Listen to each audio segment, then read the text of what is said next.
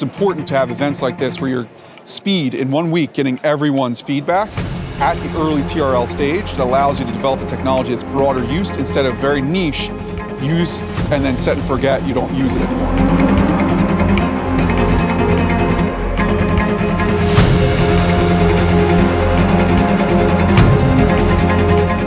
Something that was actually interesting was the microbots. They were supposedly going to be used in order to decontaminate on the spot any chemical contamination that got on our suits or maybe on skin. They were talking about using microbots to automatically react as they were built into the suit.